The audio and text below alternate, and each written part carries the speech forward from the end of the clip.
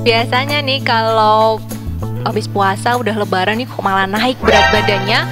Coba diingat-ingat lagi, kalau waktu udah berbuka, apa saja yang dikonsumsi?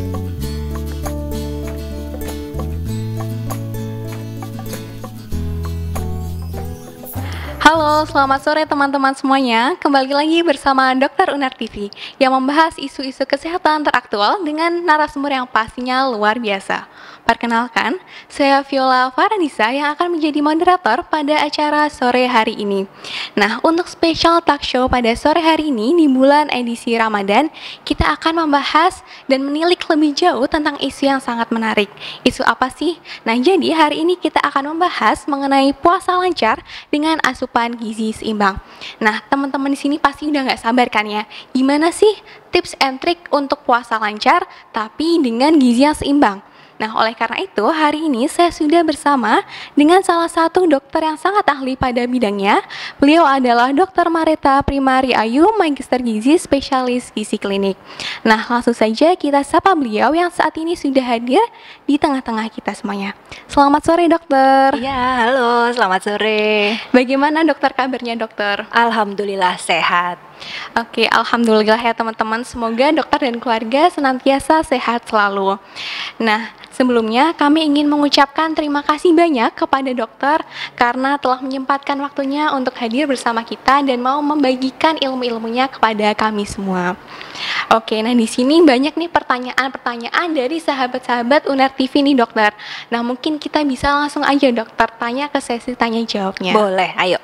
Oke, mungkin kita bisa nih dokter mulai dari pertanyaan pertama. Mungkin kira-kira dokter, pada saat puasa, nutrisi apa sih yang harus kita penuhi, dokter? Oke, jadi sebenarnya nggak ada bedanya ya kalau kita lagi puasa atau kita nggak puasa, nutrisi apa saja yang harus kita penuhin sehari-hari. Jadi ada dua nutrisi yang sebenarnya harus kita masukkan ke dalam tubuh kita, yaitu yang pertama makronutrisi. Jadi dari namanya kan makro berarti jumlahnya besar, itu zat nutrisi yang dibutuhkan oleh tubuh kita dalam jumlah yang besar. Terdiri ada 3 macam nih. Yang pertama adalah karbohidrat, di mana kita bisa dapatkan dari makanan pokok seperti nasi, ubi, kentang, roti, jagung, dan sebagainya. Kemudian yang kedua itu protein. Protein bersumber dari lauk pauk yang bisa berasal dari nabati, tumbuhan seperti tempe, tahu, kacang-kacangan. Juga bisa berasal dari hewani seperti ikan, telur, ayam, daging, ataupun susu. Dan yang terakhir adalah lemak.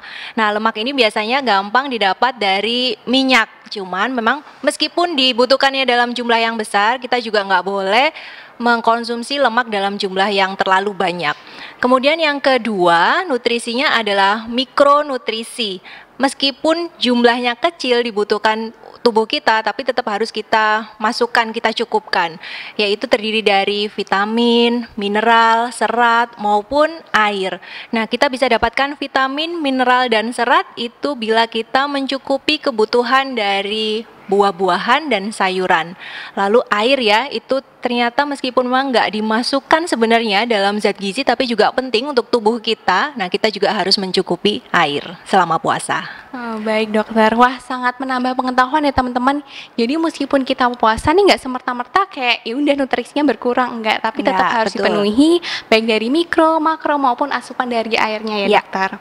Nah, jadi kalau misalnya kita puasa nih dokter, kita kan nggak makan ya dok, kita juga nggak minum nih dok. Nah, kira-kira dari mana sih dok energi tubuh kita itu didapatkan dokter? Jadi kan kalau kita puasa pasti kita ada sahur dulu ya.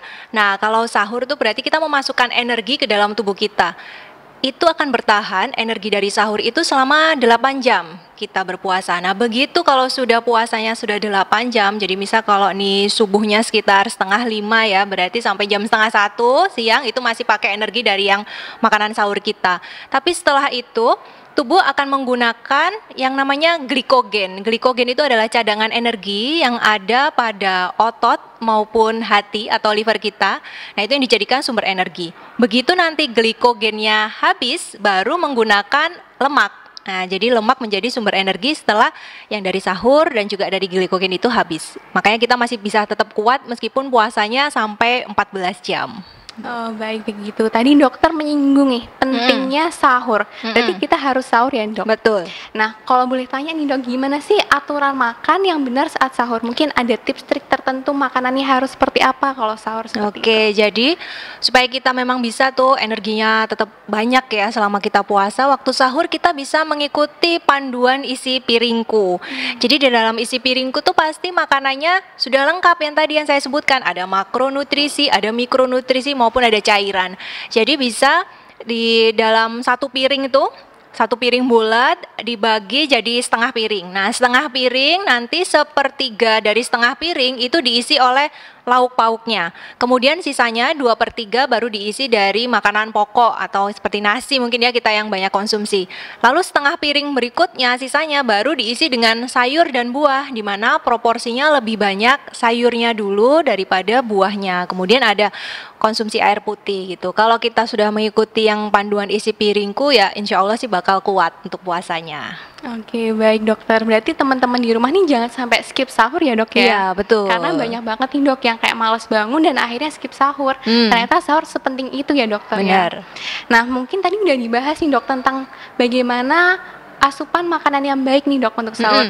Nah, lalu bagaimana pengaturan asupan yang baik saat buka, dokter? Oke, kalau saat buka pasti kalau habis azan maghrib kan kita batalin buka kan ya, batalin puasa kita gitu. Jadi pakai air putih dulu, kemudian boleh nih kita berbuka dengan yang manis gitu kan. Ada juga kan banyak iklan-iklan gitu, tapi sebaiknya memang manisnya itu tidak berlebih. Jadi kita bisa aksup dari seperti kurma ataupun buah-buahan. Ya kalau sesekali mau yang seperti kolak atau mungkin es-es yang lain sih boleh, cuman asal jumlahnya tidak berlebih. Nah setelah itu kan kita sholat maghrib dulu.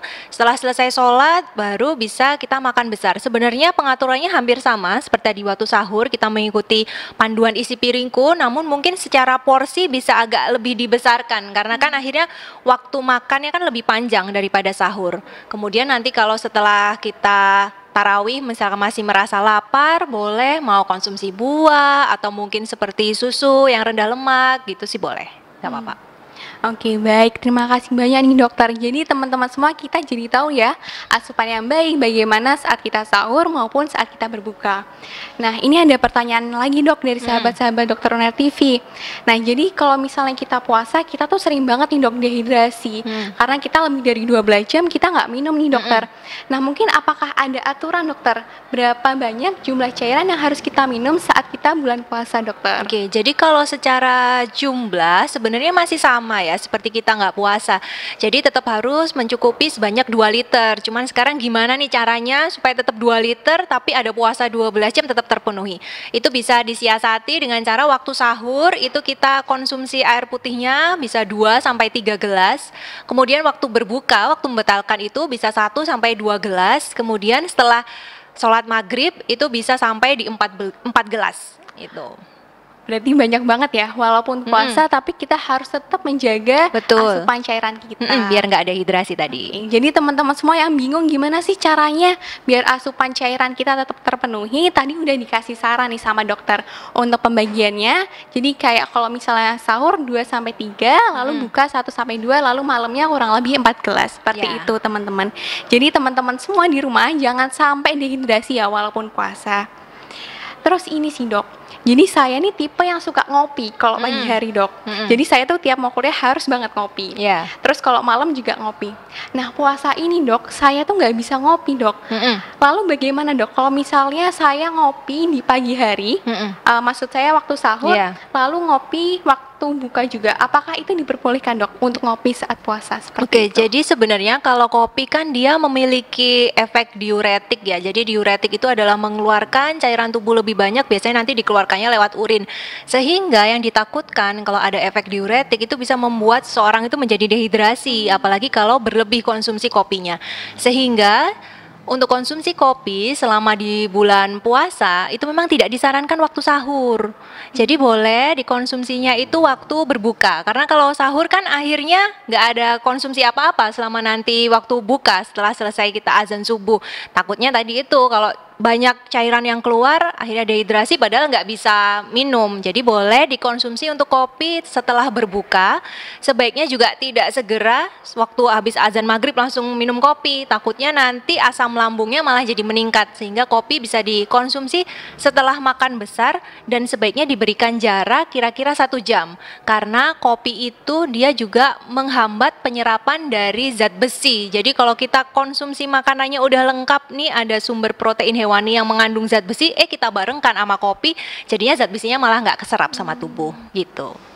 Oke, tadi juga sudah dibahas ya, berarti kalau misalnya sahur tuh ternyata kita tidak disarankan untuk minum kopi ya dok? Betul. Wah, berarti ini mulai besok saya udah nggak minum kopi lagi nih dok waktu sahur. Nah, mungkin tadi dokter juga menyinggung yang tidak disarankan ya. Mungkin selain kopi nih dok, apakah ada makanan-makanan atau minuman-minuman lain yang memang kurang disarankan dikonsumsi saat kita sedang berpuasa dokter? Iya, jadi selain tadi kopi, itu juga ada minuman soda atau berkarbonasi itu ya. Jadi biasanya juga kalau minuman soda tinggi gula juga, kemudian juga bisa itu malah memicu asam lambungnya semakin meningkat. Kemudian sebaiknya kita juga menghindari makanan manis yang berlebihan ya. Kalau sekarang yaitu takjil-takjil kan keseringannya pasti manis-manis itu. Kalau berlebih nanti juga malah resiko diabetes atau kencing manisnya juga akan meningkat. Lalu makanan yang tinggi lemak dan juga tinggi karbohidrat yang bersifat sederhana, karbohidrat simplex. Jadi kalau kita konsumsi tinggi lemak berarti seperti gorengan, kemudian kalau yang tinggi karbohidrat sederhana ya seperti makanan yang diolah menjauhi bentuk aslinya, mungkin seperti ya tepung-tepungan atau mungkin seperti bubur sumsum kayak gitu ya, itu ya masih boleh sebenarnya dikonsumsi namun tidak berlebihan gitu. Oke, ini buat temen-temen yang sukanya kalau buka banyak banget makan takjilnya, makan gorengan kayak orang kesurupan, mungkin bisa dikurangin ya tadi, karena memang tidak terlalu baik apabila kita mengonsumsi terlalu banyak gorengan ataupun makanan-makanan manis ya dokter ya. Betul sekali. Nah, mungkin dokter selanjutnya nih ada pertanyaan juga nih dari teman-teman sahabat Unar TV dokter. Mungkin apakah ada tanda-tanda atau gejala-gejala seseorang yang menderita kekurangan gizi saat berpuasa, karena kita juga tidak boleh makan dalam jangka waktu yang lumayan lama kan ya dokter? Betul, jadi biasanya ada tanda nih kalau kita sebenarnya kurang zat gizinya yang masuk ke dalam tubuh kita. Yang pertama itu kita malah gampang lapar gitu, jadi lapar terus padahal udah sahur. Itu bisa dilihat apa sih yang dikonsumsi saat sahur. Biasanya nggak seperti yang isi piringku tadi, mungkin yang dikonsumsi mungkin kalau anak kosan ya biasanya itu hanya mie instan gitu, tapi nggak ada sumber proteinnya, yang lauk pauknya nggak ada sayurnya. Padahal justru yang membuat kita bisa kenyangnya lebih lama, nggak gampang lapar, itu kalau konsumsi protein sama sayurnya juga cukup. Lalu yang kedua itu jadi gampang ngantuk gitu, padahal masih jam 9, jam 10 pagi kok udah ngantuk. Kecuali kalau udah jam-jam sore gini kan wajar ya kalau ngantuk ya. Itu juga bisa dilihat dari sahurnya tadi tuh sebenarnya sudah sesuai apa enggak, atau juga bisa sudah cukup tidur atau tidak malamnya, seperti itu. Oke, mungkin tadi sempat membahas tentang mie ya dokter. Ini banyak banget nih mahasiswa-mahasiswa yang tiap sahur selalu mengonsumsi mie. Ya. Nah, mungkin pertanyaannya begini dokter, apakah memang kalau makan mie itu selalu membuat lapar karena hanya karbohidrat, atau memang di mie itu sendiri instan ada kandungan-kandungan tertentu yang membuat kita cepat lapar seperti itu dokter? Oke, jadi kalau mie instan memang kandungannya yang paling besar, komponen paling besar adalah karbohidrat. Nah, karbohidratnya karena mie kan berasal dari tepung. Tepung berarti dia diolah menjauhi dari bentuk aslinya kan. Bentuk aslinya mungkin kayak gandum gitu ya, tapi kan udah diolah banget jadi halus, jadi namanya tepung. Nah, kalau tepung berarti akan lebih gampang diserap sama tubuh karbohidratnya. Nah, kalau gampang diserap sama tubuh, nanti juga hilang di dalam tubuhnya juga cepat. Akhirnya itu yang bikin gampang lapar. Kemudian yaitu kalau udah makan mie kan ya udah makan mie, bahkan ada yang ditambahin mie sama nasi ya. Nah, itu kan double karbo malahan. Harusnya jadi nggak apa-apa makan mie boleh, tapi ditambahin protein, mungkin ditambahin seperti yang gampang ya mungkin telur atau mungkin ya daging ayam. Lalu juga jangan lupa ditambahin sayur. Buat anak kos mungkin yang paling gampang ya mau ditambahin kayak tomat atau timun yang nggak perlu diolah sulit-sulit gitu ya, juga oke. seperti itu. Oke, mungkin buat teman-teman semua nih yang anak kos, yang tiap siang baru jam 11 sudah ngantuk, ternyata makan mie, mungkin bisa diatur ulang gimana cara sahurnya, mungkin ditambahkan sayur-sayuran dan juga protein seperti telur, seperti itu. Nah dokter, jadi ini ada suatu permasalahan yang menjadi concern nih dok, buat terutama untuk kaum hawa nih dok. Ya. Banyak nih yang puasa, tapi kok berat badannya naik itu dok. Nah kalau itu gimana dok? Karena ini saya juga penasaran nih dok sama jawabannya. Kenapa nih saya udah puasa kok beratnya naik terus dokter? Ya oke, jadi udah lebaran nih kok malah naik berat badannya. Coba diingat-ingat lagi. Kalau waktu udah berbuka, apa saja yang dikonsumsi? Yaitu sekarang kan takjil ya udah banyak. Ternyata kalap semuanya mau dimakan, ya gorengan dimakan, yang es juga dimakan. Belum habis itu nanti konsumsinya masih nasi lengkap lagi itu sama lauk pauk sama sayurnya. Akhirnya yang membuat kalori yang masuk itu berlebih. Bahkan bisa aja kalau dihitung-hitung secara kalorinya berlebih dari waktu kita nggak puasa. Nah itu yang akhirnya membuat berat badannya gampang naik. Plus biasanya kalau puasa malas nggak sih olahraga? Malas ngapa-ngapain dokter. Mager ya. Nah itu yang akhirnya membuat untuk pengeluaran energinya jadi lebih kecil sehingga berat badannya gampang naik gitu. Oh begitu. Baik, terima kasih banyak dokter. Akhirnya rasa penasaran kita semua nih dokter, saya dan para teman-teman sahabat Unar TV ini terjawab. Jadi kenapa sih kok kita udah puasa tapi beratnya masih naik? Ternyata memang karena yang pertama kita tidak mengontrol pola makan ya dokter ya. Ternyata kalori yang kita makan walaupun kita nih udah ngerasa nih nggak makan dalam jangka waktu yang lama, ternyata waktu kita buka kita malah makan kalori yang lebih tinggi dari biasanya. Dan juga tadi ternyata kita ini ya mager teman-teman, nggak mau olahraga, nggak mau gerak kayak gitu. Tadi membahas tentang capek ya dok, mager nggak mau gerak nih dok. Jadi sebenarnya nih dok, saya tuh tiap sekolah kuliah gitu biasanya saya jam 11 tuh masih nyata dok, masih semangat, masih menggebu-gebu lah ikut kelas. Tapi semenjak puasa saya tuh langsung lemas, baru jam 10 saya udah lemas, saya udah jam 1 itu udah ketiduran kayak gitu dok. Jadi saya udah lemes lah dok, udah nggak bisa fokus gitu. Mungkin dari dokter sendiri apakah ada tips dan trik untuk menjalani puasa dimana kita tetap sehat dan juga tetap bugar, jadi biar tetap semangat gitu dok untuk menjalani hari gitu. Oke, jadi biar nanti puasanya juga bisa lancar ya, tetap sehat, tetap bugar, tetap harus yang namanya sahur dan berbuka dengan mengikuti panduan isi piringku. Jadi dengan mengikuti panduan isi piringku kita bisa memasukkan nutrisi yang memang betul-betul dibutuhkan oleh tubuh. Lalu membatasi tadi konsumsi makanan yang tinggi lemak, makanan yang tinggi gula atau yang manis-manis. Cukupi kebutuhan air putih sebanyak 2 liter per hari dan tetap harus rutin nih berolahraga meskipun lagi puasa, dimana yang paling baik sebenarnya idealnya itu bisa menjelang waktu berbuka kita itu untuk berolahraga. Jadi nggak apa-apa olahraganya intensitasnya ringan tapi tetap rutin dilakukan, dan jangan lupa yang juga penting jangan begadang, tetap harus tidurnya cukup supaya bisa tetap fresh dan bugar. Wah, terima kasih nih. Jadi buat teman-teman yang selalu ngerasa mager kayak nggak mau ngapa-ngapain, tolong disempatkan untuk olahraga ya dokter ya. Berarti walaupun intensitasnya rendah. Lalu untuk pola makan, ternyata pola makan itu sangat penting ya dokter ya. Sangat penting. Ada quotes ya, kata mutiara, you are what you eat. Jadi kita itu adalah apa yang kita makan. Jadi kesehatan kita itu tercermin dari apa yang kita makan. Jangan harap kesehatan kita jadi optimal, ternyata yang dikonsumsi ke dalam tubuh kita dimasukkan itu gizinya kurang optimal. Jadi harus mendapatkan tadi makronutrisi, mikronutrisi, cairan dengan jumlah yang sesuai dengan kebutuhan supaya tubuhnya memang tetap sehat dan bugar. Oke, baik, terima kasih banyak dokter. Nah, jadi buat teman-teman semua nih yang di rumah masih ngerasa kayak, kok aku semenjak puasa ngantuk kan ya, kok aku masih ngerasa males-malesan ya, mungkin teman-teman harus evaluasi lagi nih gimana pola makannya, apakah minumnya cukup, apakah nutrisinya terpenuhi, dan juga apakah teman-teman mau olahraga, pastinya enggak kan ya.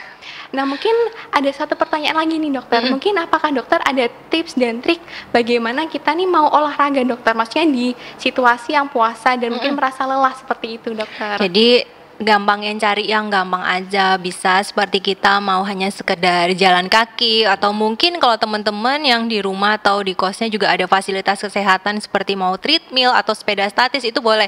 Menjelang memang waktu berbuka itu pas lagi kayak energinya lagi downnya, kalau teman-teman sering senang nonton kayak drama Korea, boleh tuh jadi sambil olahraga sambil nonton gitu boleh, atau ngikutin seperti kayak di YouTube juga sudah banyak tuh kan olahraga yang ringan-ringan ya, sempatkanlah 15 sampai 30 menit.